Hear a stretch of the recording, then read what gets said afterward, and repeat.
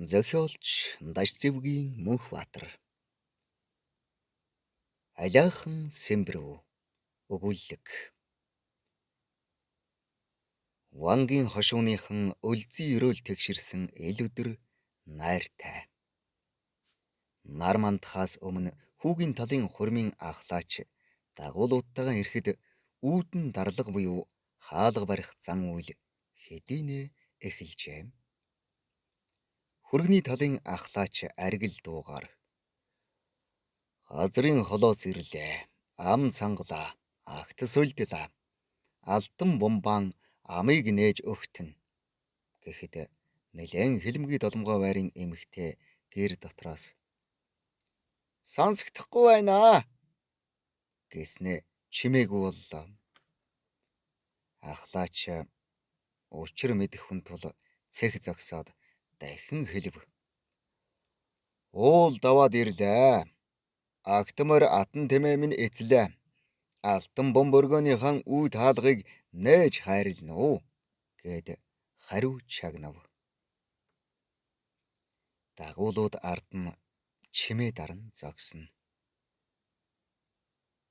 Сонсогдохгүй байна гэхүүл эргэж урсдаг булган чингэлтэн усан эргэж буудаг төрийн хоёр элчин гэж цээл хоолойгоор залхуугүйхэн шүлэглэн уншвал дотор сурнаас зуурч суусан эмэгтэй хаалгаан дэлгэн гэдрэг зогслоо. Хүүгийн талынхан цагаан сүгэ мялхуулсаар орж явчихав. Хэр тайруулан харвал өвгд хөгшд нь өн бүтэн зочилсон бололтой дугуйран сууж хүүхнээ мордуулахаар хэдийнэ зэхжээ. Ястай л баруун талаар суусан багтай сайхан эгч нар, зүүн талаар суусан зүрхтэй улаан ах нар гэдэг чинь энд байх юм. Сэмбэрүү хоогорт ийн иржээ. Көвнө гийч эсгэ хурмаш мал бэлэг торг дурдан эд сэв ихтэй долоон тэмээгээр ачаа буулгаж сайханч найр хийжээ. 20 үст инхүү 2 үст болж айлын эхнэр болжээ. Янаг намар яахын зуургүй яхир үлийг шахан дуулж алтан ширгал талыг дун цагаанаар хучин хүйтэн жавраар хорсолтойгоор ороолгон баясна.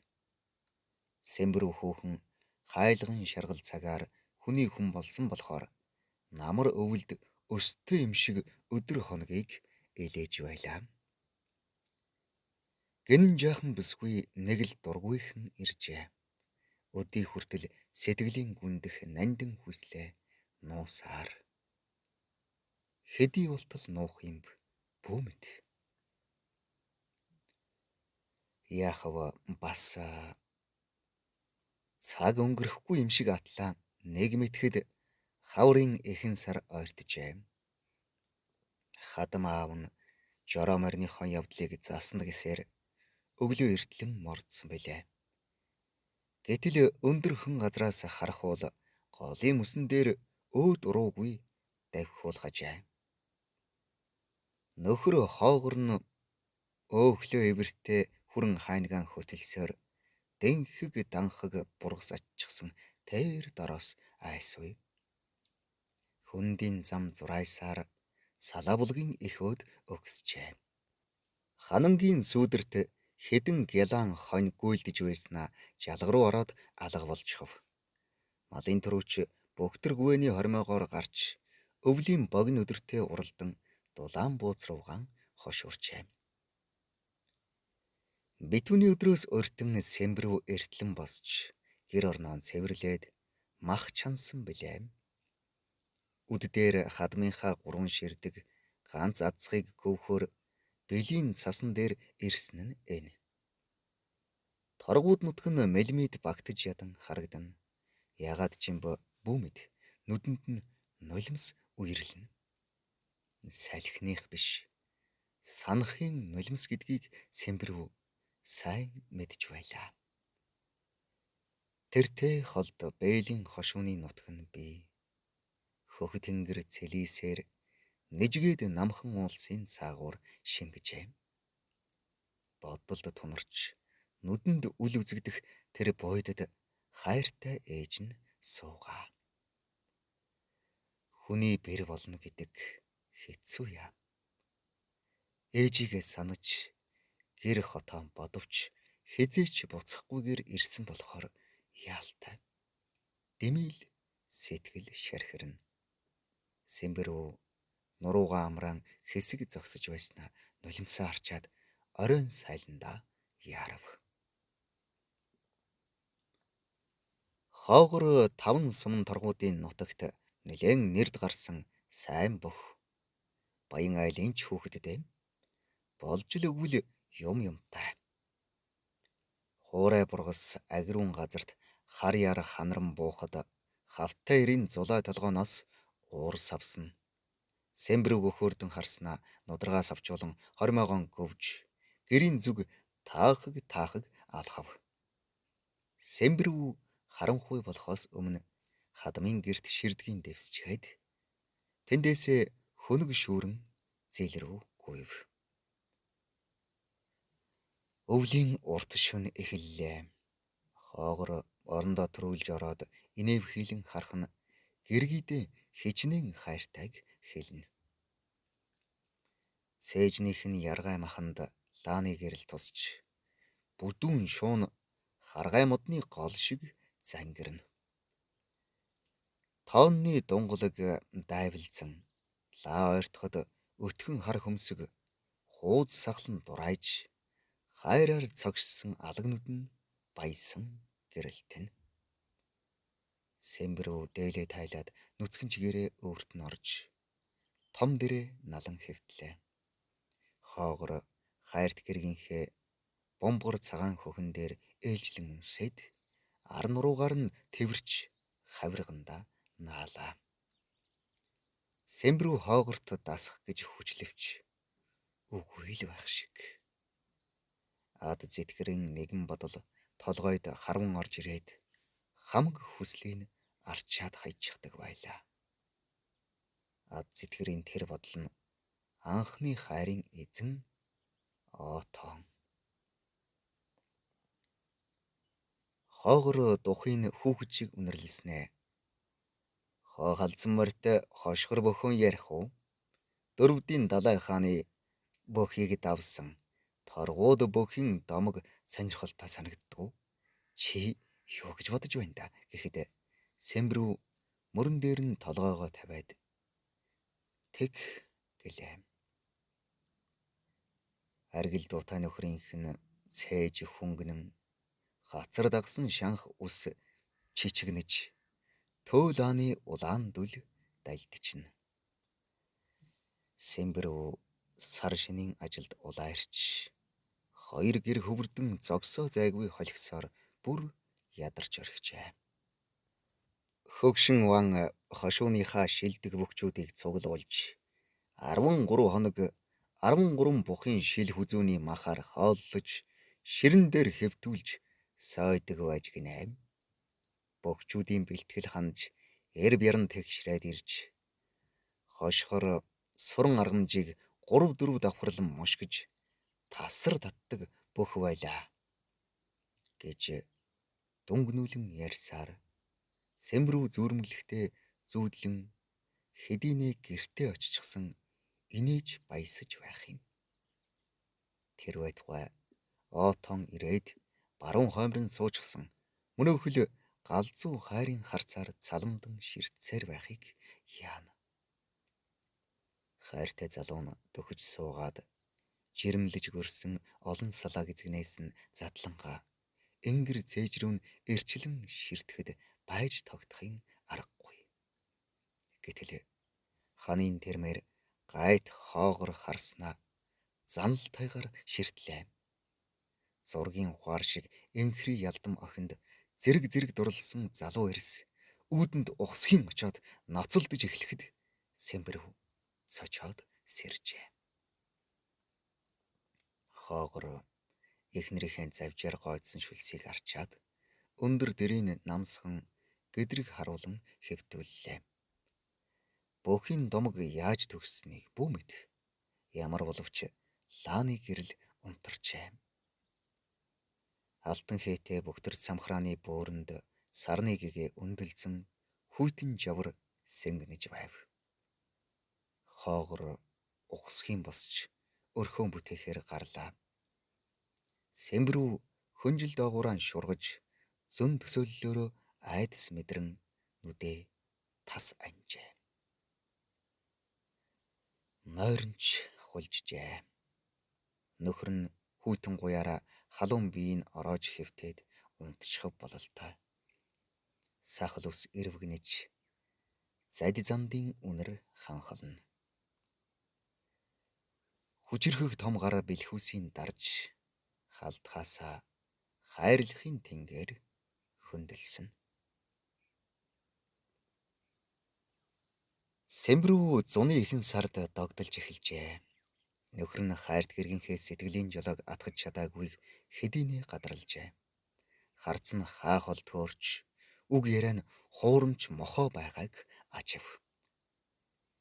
Тэрээр энэ бүхнийг эзэслэхээр нэгэн арга боджээ. Отоныг халз барилдаанд дуудаж ялагдвал торгууд нутгаас нүүхийг тулгав.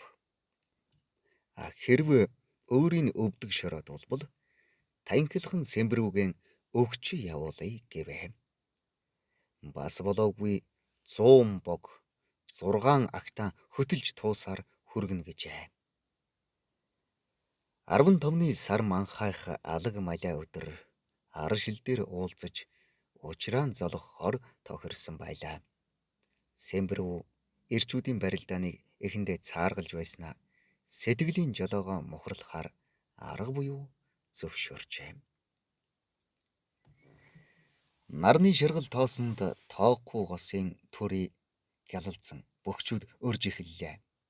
Хоогор Отоныг хормын зуур аваад шидчих хүчтэй болохоор ам бардам ийн дуудсан болго. Хайртай бүсгүйнх нь дургуттал дахиад санагалзахгүй болтол навс шидчих санаа өврлөн ёжтойгоор инэв хэлэн харна. Отон энэ яваа насанда олдох ганцхан боломжоо горилон их л няхуур тойрон зайлан ухаслана. Үндэ хоогрын хөлөөсөн зуураад авсан ч өргөж дийлэхгүйгээ мэдж байлаа. Сэмбрүү нэгэн ширээ хадан дээрээс тэр хоёрыг ширтэнгээ нисэх гэж буй шувуу шиг дэвэлзэн. Хайрт чөмөг хаг ташаад нүдэнд нь мод шургуулан атгажээ. Алдуулмалаа олдог дом чиглээ алдсан сэтгэлээ олдог дом болгон ийн атгажээ. Хайрт чөмөг хугалж үзээгүй билээ. Хадам ээжийнхээ нэрийг хэлж яваагүй билээ. Хайртай Отоныгоо дагаад харийн нутаг руу одохыг хүснэ гэж амандаа шивнэн байн мөрөө өргөн өвдгөө хавчин улаа товшин уулгалж байв. Хайрт чөмөг хүслийн сонсжээ. Нэг харвал хоогор уруу газар хуйлсан эсгий шиг өнхөрч байлаа. Отон ямар мэх хийснийг мэдэх биш. Баярлсандаа гараа алдлаад тэнгэр цувртал хашгирчээ. Жолом оромжтой ядуу билээ чи минь. Зовлон туулсан өнчин билээ Отон минь. Золоор олдсон амраг билээ хүү минь. Торгуу дүрэн байхаасаа хайрлсан билээ чамайгаа. 20 үсээ 2 болгож сүлжсэн ч хонгор чамаасаа холдож чадахгүйгээ мэдлээ би гэсээр гүйн очоод хүзүүдэн авав. Эр хүн хэлсэндээ эмээлтмөр харайсандаа гихчээр Отон Сэмбрүүг гэрт нь хариулсангүй. Тэр дороо мориндоо дүүрээд явж одов.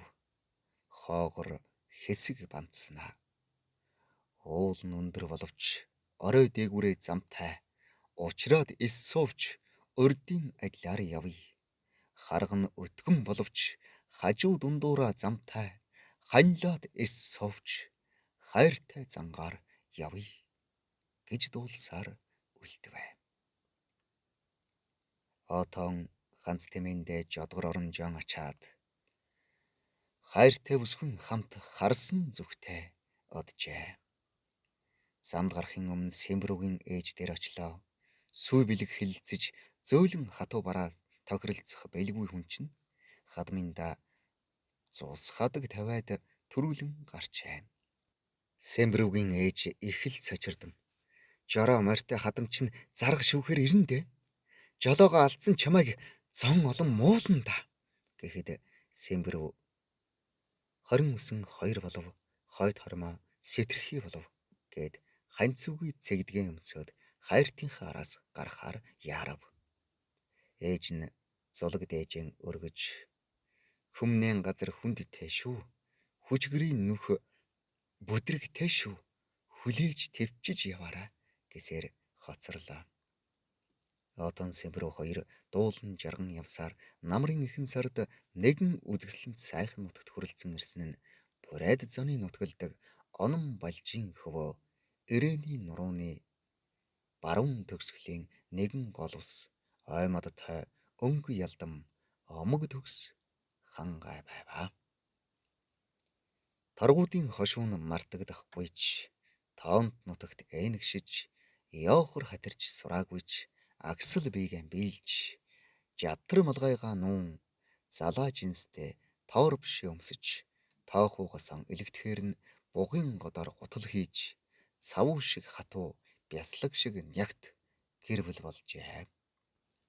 Хайр гэдэг амин хүчинд ашид тэтгэгдсээр амар жаргалыг олж чаджээ. Тоон зээрд морин тохом дорой хөлстэй тун хүний үрийг авахын чиний бодлоо гэж торгууд ардын уртын дуу сэтгэлийн чиндад эгшиглэхэд амраг бүсгүй нүдэн дүүрэн нулимстай. Отон Сэмбрүүг Сэмбрүү Отоныг сэв суулгалгүй хайрласаар 3-10-30 жилийн дараа үр хүүхдийн дагуулan торгууд нутагтаа очжээ.